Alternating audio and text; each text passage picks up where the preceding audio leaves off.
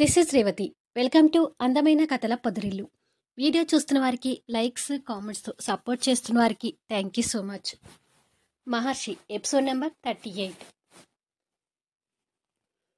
మహర్షి ఆ నొప్పితోనే బాధపడుతూ అవంతి తన మనిషి అన్నట్టుగా అవంతి చేయిని గట్టిగా పట్టుకొని భావోద్వేగంతో తనని చూస్తూ కన్నీళ్ళు పెడుతుంటాడు. అవంతి కూడా భరించలేనట్టుగా కన్నీళ్లతో ఒడిలో ఉన్న మహర్షిని చూస్తూ మహర్షి చెంపన ప్రేమగా చేపెట్టి, మీకు ఏమీ కాదు మహర్షి గారు, భయపడకండి అని ఫోన్ తీసుకుని అంబులెన్స్కి ఫోన్ చేస్తుంటుంది. కొంతసేపటికి అంబులెన్స్ సిబ్బంది మహర్షిని అంబులెన్స్లోకి ఎక్కించడానికి తీసుకెళ్తుంటే మహర్షి అవంతి చేయిని విడవకుండా అలాగే పట్టుకొని ఉంటాడు. ఆ క్షణాన తనని వదిలేసి ఎక్కడ వెళ్ళిపోతుందేమోనని భయంతో తన చెయ్యిని విడవకుండా పట్టుకోవడానికి ప్రయత్నిస్తుంటాడు.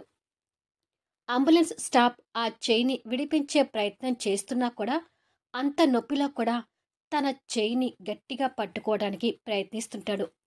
అవంతి అది కాస్త ఆశ్చర్యపోతూ చూస్తూ, భయపడకండి మహర్షి గారు, నేను కూడా మీతో పాటు హాస్పిటల్కి వస్తాను అంటుంది కన్నీళ్ళు పెడుతూ. అవంతి అలా అనగానే మహర్షి కళ్ళలో ఆనందంతో కూడిన మెరుపు కనిపిస్తుంటుంది. నిజానికి మహర్షి మీద అంత కోపం కసితో ఉండే అవంతి కూడా ఆ క్షణాన మహర్షిని వదిలి ఉండలేకపోతుంది. అవంతి కూడా అంబులెన్స్ ఎక్కి మహర్షిని ఒడిలో పడుకోబెట్టుకొని కూర్చుంటుంది. మహర్షి నొప్పితో అల్లాడిపోతూనే ఆ క్షణాన తన భార్య తోడుగా ఉన్నందుకు కాస్త తృప్తి పడుతుంటాడు. కొద్దిసేపటికి మహర్షికి ఆపరేషన్ థియేటర్లో ట్రీట్మెంట్ జరుగుతుంటుంది. ఊరికి వెళ్ళిన బెనర్జీ గారికి, వెంకట్కి అవంతి ఫోన్ ట్రై చేస్తుంటుంది. కానీ వాళ్ళు వెళ్ళిన ఊరిలో సిగ్నల్ లేక అవుట్ ఆఫ్ కవరేజ్ ఏరియా అని వస్తుంటుంది. ఎవ్వరి ఫోను కలవడం లేదు, మహర్షి గారి తల్లిదండ్రుల గురించి కూడా నాకు తెలియదు అని అనుకుంటూ ఉండగానే హాస్పిటల్ స్టాఫ్ దాని దగ్గరికి వచ్చి, ఫార్మాలిటీస్ ప్రకారం సైన్ చేయించుకోవాలి, పేషెంట్కి మీరు ఏమవుతారు అని అడుగుతారు. వాళ్ళు అలా అడగగానే మహర్షితో తనకున్న తాళిబంధం గుర్తొస్తుంటుంది. చెప్పండి మేడం, పేషెంట్కి మీరు ఏమవుతారు? దగ్గరి బంధువులు అయితేనే సైన్ చేయించుకొని ట్రీట్మెంట్ స్టార్ట్ చేస్తాము, లేదంటే మీరు వేరే హాస్పిటల్కి తీసుకెళ్ళండి, కానీ పేషెంట్ కండిషన్ చాలా క్రిటికల్గా ఉంది, టైం వేస్ట్ చేయొద్దు అని చెప్తారు. అలా అనకండి, మహర్షి గారికి వెంటనే ట్రీట్మెంట్ స్టార్ట్ చేయండి అంటుంది దీనంగా. మరి మీరు పేషెంట్కి ఏమవుతారో త్వరగా చెప్పండి అని తొందర పెడతారు. నేను నేను వారికి భార్యనవుతాను అని సమాధానం ఇస్తుంది.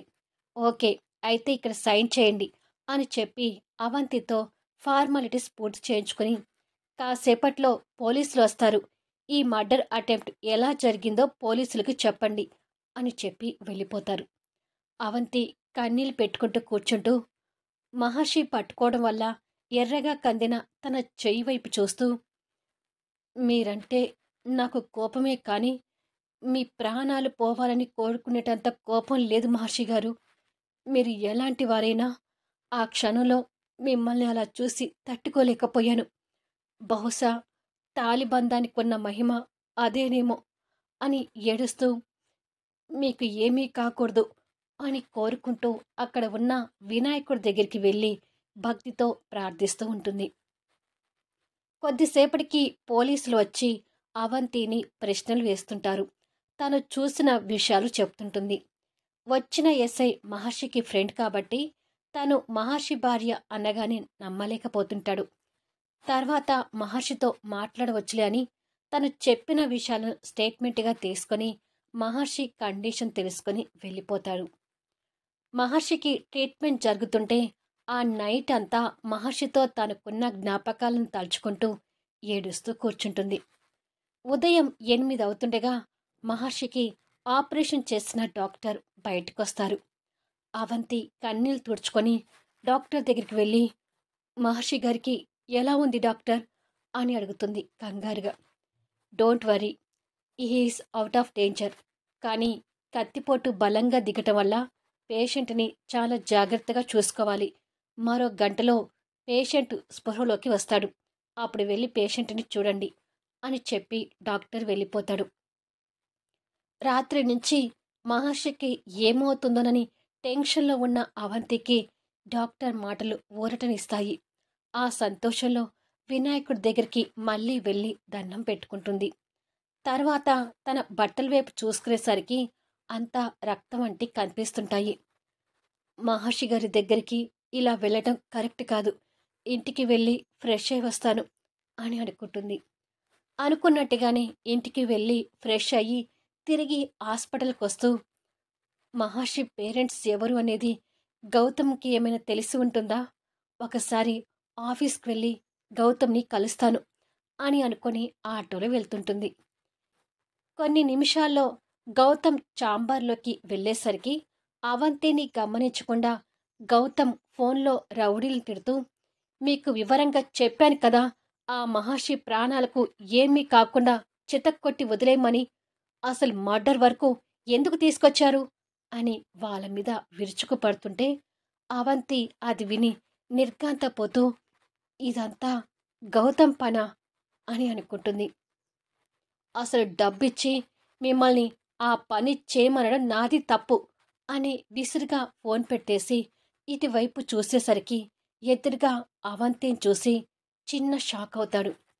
అవంతి కోపంగా చూస్తూ, రౌడీలను పెట్టి కొట్టించేంతగా మానవత్వం లేకుండా ప్రవర్తిస్తావని అసలు అనుకోలేదు గౌతమ్ అంటుంది. అది అవంతి, అతని మీద కక్ష తీర్చుకోవడం కోసం రౌడీలతో కొట్టించాలనుకున్నాను, కానీ ఇలా మర్డర్ అటెంప్ట్ చేస్తారని అసలు అనుకోలేదు అంటాడు కాస్త బాధగా. షటప్ గౌతమ్, నిన్ను చూస్తుంటే చాలా కోపం వస్తుంది. ఈ క్షణం ఆ మహర్షి కంటే నువ్వే పెద్ద దుర్మార్గుడిగా కనిపిస్తున్నావు అంటుంది అదే కోపంతో. ప్రాణ స్నేహితురాలతో అలా అనిపించుకోవడానికి గౌతమ్ కూడా బాధగా అనిపిస్తుంటుంది. పెద్ద తప్పు చేశా గౌతమ్, రౌడీలతో మహర్షి గారిని కొట్టించాలనుకోవడం చాలా పెద్ద తప్పు అంటుంది. అతను మా కుటుంబానికి చేసిన ద్రోహంతో పోల్చుకుంటే ఇదేమీ పెద్ద తప్పు కాదు అవంతి అంటాడు మహర్షి మీద కోపంతో. అని నువ్వు అనుకోగానే సరిపోదు గౌతమ్. ఇప్పుడు నీకు ఆ మహర్షి గారికి పెద్ద తేడా కనిపించడం లేదు. ఏదైనా ఉంటే వేరే రకంగా ఆ కక్షని కోపాన్ని తీర్చుకోవాలి గాని ఇలా కొట్టించాలనుకోవడమేంటి? ఈ సంఘటనతో మహర్షి ప్రాణాలకి ఏమైనా అయ్యుంటే నీకు నువ్వు సమాధాన పరుచుకునేవాడివా అని అడుగుతుంది. గౌతమ్ దగ్గర సమాధానం లేక మౌనంగా ఉండిపోతాడు. అతని బిజినెస్ దెబ్బతీయటానికి నీతో కలిసి నేను కూడా కష్టపడ్డాను. అనుకున్నట్టుగానే కాంపిటీషన్లో గెలిచాము. కోర్టుకు వేసి అతని బిజినెస్ని దెబ్బతీయాలనే ఆలోచనలోనే ఉన్నాము. కక్ష సాధింపు అంటే అలా తీర్చుకోవాలి కానీ అతని ప్రాణాలతో చెలగాటమాడే వరకు ఎందుకు వెళ్ళావు అని అడుగుతుంది. ఇప్పుడు అతని ప్రాణాలకి ప్రమాదం లేదని తెలిసిందిలే అవంతి. ఎవరో ఒక అమ్మాయి అతన్ని హాస్పిటల్లో అడ్మిట్ చేసిందంట అంటాడు గౌతమ్. ఆ అమ్మాయి ఎవరో కాదు, నేనే. మహర్షి గారిని హాస్పిటల్లో తీసుకెళ్ళింది నేనే అంటుంది. అది విని గౌతమ్ ఆశ్చర్యపోతూ, నువ్వెందుకు అతన్ని హాస్పిటల్లో అడ్మిట్ చేశావు అని అడుగుతాడు. చేయక కొన ప్రాణాలతో కొట్టుకుంటున్న అతన్ని వదిలేసి వెళ్ళమంటావా? నీలో మానవత్వం చచ్చిపోయిందేమో కానీ నాలో ఇంకా చావలేదు గౌతమ్ అంటుంది కోపంగా. గౌతమ్ హాస్పిటల్ నుంచి వచ్చిన డీటెయిల్స్ గురించి ఆలోచిస్తూ, అంటే అతని భారీగా ఆ అమ్మాయి సైన్ చేసిందని చెప్పారు. అంటే ఆ సైన్ చేసింది నువ్వేనా అవంతి అని అడుగుతాడు. అవంతి కాస్త తడబడుతూ, అవును, ఆ సమయంలో నాకు వేరే దారి లేక అలా చేశాను అంటుంది. ఆ మూర్ఖుడి కోసం నువ్వలా సైన్ చేయడం కరెక్ట్ కాదు అవంతి. రేపతను ఇది అడ్డు పెట్టుకొని నిన్నేమైనా చెయ్యొచ్చు. ఏమైనా ఈ విషయంలో తొందరపడ్డావు అంటాడు గౌతమ్. ఆ సమయంలో అతని పక్కన నేను తప్ప ఎవరూ లేరు. అందుకే ఆ సైన్ చేయక తప్పలేదు. ఇప్పుడు నీ దగ్గరికి వచ్చింది కూడా అతని పేరెంట్స్ గురించి నీకేమైనా తెలిసేమోనని అడగటానికి వచ్చాను అని చెప్తుంది. గౌతమ్ పొగరగా చిన్న నవ్వు నవ్వి, అతని పుట్టుక గురించి తెలిస్తే నువ్వు అతన్ని ఇంకా అసహించుకుంటావు అవంతి అంటాడు. ఆ మాటలకు అవంతి ఆశ్చర్యపోతూ చూస్తుండగానే హాస్పిటల్ నుంచి ఫోన్ కాల్ వస్తుంటుంది. కాస్త కంగారుగానే ఫోన్ లిఫ్ట్ చేసి హలో అంటుంది. పేషెంట్ స్పృహలోకి వచ్చారు మేడం, మీరు ఎక్కడ ఉన్నారు అని వినిపిస్తుంటుంది. ఇప్పుడే వస్తున్నాను అని చెప్పి అవంతి ఫోన్ పెట్టేసి, మహర్షి గారు స్పృహలోకి వచ్చారంట, నేను హాస్పిటల్కి వెళ్తున్నాను అని చెప్పి వెళ్ళబోతుంటే, అవంతి ఆగు, అతని ప్రాణాలకు ప్రమాదం లేదు కదా, ఇక అక్కడికి నువ్వు వెళ్ళడం ఎందుకు అని అడుగుతాడు. మహర్షి గారి దగ్గర ఎవరూ లేరు గౌతమ్, ఆయనకి దగ్గర వాళ్ళు బెనర్జీ గారు కూడా ఊరు వెళ్ళారని తెలిసింది అని చెప్తుంది. అలాంటప్పుడు సిస్టర్స్ అతని చూసుకోమని చెప్తాం, దీనికి నువ్వెళ్ళడం ఎందుకు అని అడుగుతాడు. మహర్షి తన చేయిని గట్టిగా పట్టుకోవడం గుర్తొచ్చి కందిపోయిన తన చెయ్యి వైపు చూసుకొని, లేదు గౌతమ్, నన్ను వెళ్ళనివ్వు అని చెప్పి వెళ్ళిపోతుంది. అయ్యో అవంతి, నీ మంచితనం ఆ ప్లే బాయ్ ఎలా యూజ్ చేసుకుంటాడని భయంగా ఉంది అని అనుకుంటాడు. అవంతి మహర్షి దగ్గరికి వెళ్ళేసరికి ఎస్ఐ మహర్షితో మాట్లాడుతుంటాడు. అంతకుముందు తను పోలీసులు చూసినప్పుడు భయం కలగలేదు, కానీ ఇదంతా జరిపించింది గౌతమ్ అని తెలిసిన తర్వాత ఎస్ఐని చూడగానే భయం కలుగుతుంటుంది. ఆ భయంతోనే వాళ్ళ దగ్గరికి వెళ్తుంది. ఎస్ఐకి కాస్త వెనుకగా ఉన్న అవంతి వైపు మహర్షి చూస్తుంటాడు. చెప్పు మహర్షి, ఇది చేయించింది నీ శత్రువు గౌతమ్ అని అనుమానం కలుగుతుంది.